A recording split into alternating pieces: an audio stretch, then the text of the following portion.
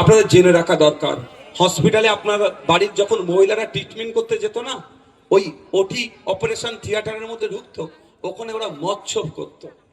আপনার বাড়ির কোনো মহিলা মারা গেছে, মর্গে লাশ আছে, ওই অপদার্থ অমানুষগুলো ওই মহিলাগুলোর সাথে খারাপ কাজ করত, ভিডিও বানাতো, বিদেশের মার্কেটে বিক্রি করত।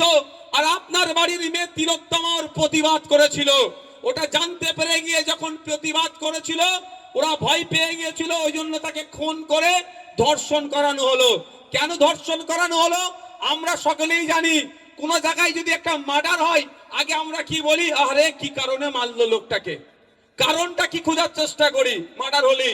তো এটা আর মার্ডার করেছে, ওইটা জেনে গিয়েছিল, প্রতিবাদ করেছিল বলে, কিন্তু মার্ডারের মাইন্ডকে ডাইভার্ট করার জন্য ওকে ধর্ষণ করানো হলো। তো যতদিন না তিলোত্তমা ও বিচার পাচ্ছে, আপনাকে আমাকে কিন্তু চুপ থাকলে হবে না। তাহলে আপনাকে আমাকে পরের প্রজন্ম আর ক্ষমা করবে না, কারণ তিলোত্তমা আপনার জন্য লড়াই করেছিল। হসপিটালে ডুপ্লিকেট ঔষধ চলতো, হসপিটালে যে আপনার স্যালাইন গুলো ছিল ডুপ্লিকেট থাকতো, হসপিটালে অন্যায় হতো, আর হসপিটালে ট্রিটমেন্ট করতে আপনারাই যান। তাই আপনাদের জন্য প্রতিবাদ করেছিল, ওকে খুন হতে হয়েছিল। ওর পরিবার যাতে নাই পায়, আপনাকে আমাকে সে প্রতিবাদ চালিয়ে যেতে হবে। কিন্তু এই প্রসঙ্গে আমি একটা আজকে নাকি শুনছি শুভেন্দু অধিকারী মহাশয় নাকি বীরভূমে এসেছেন, কোথাও একটা কে পোস্ট করেছে।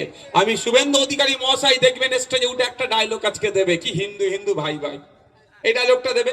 এতে আমি বলবো একটা কথাই, ও হচ্ছে পাক্কা রাজনৈতিকবিদ। কেন বলছি শুনেন, আমি শুনেছি ওনার আছে, কি বলে ওটাকে, পাম্প আছে। তাহলে পাম্পের সামনে তো লিখে দিতে পারে হিন্দু হিন্দু ভাই ভাই, মুসলমানের জন্য তেল বিক্রি নাই।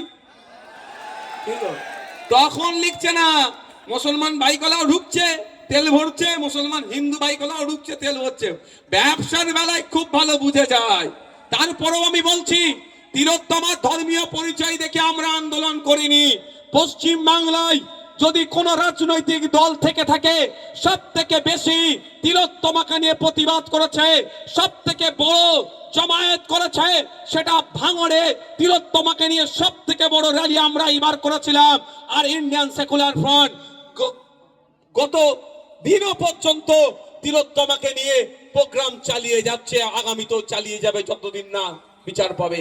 কিন্তু কোন ধর্ম দেখে আমরা প্রতিবাদ করিনি। হিন্দু হিন্দু ভাই ভাই বলা হচ্ছে, তিলোত্তমা এতদিন বিচার পেল না কেন? বিচার যাতে পাই তার জন্য সিবিআইয়ের হাতে মামলা ছিল।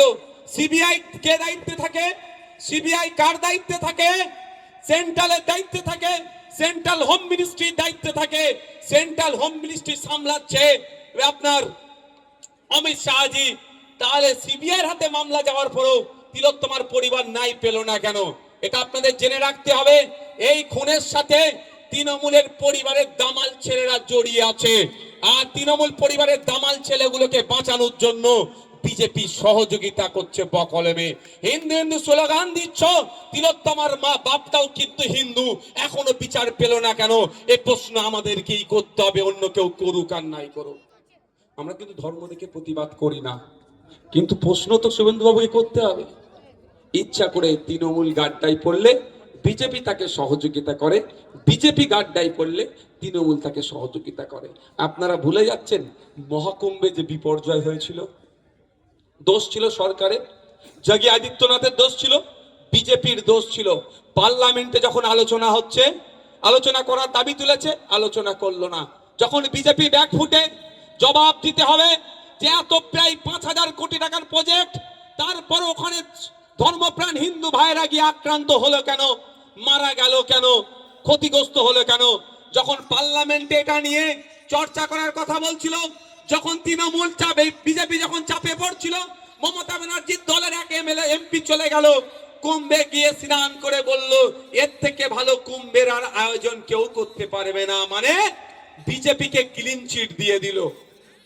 তৃণমূল গাড্ডায় পড়লে বিজেপি ক্লিন চিট দেয়, আর বিজেপি গাড্ডায় পড়লে তৃণমূল ক্লিন চিট দেয়।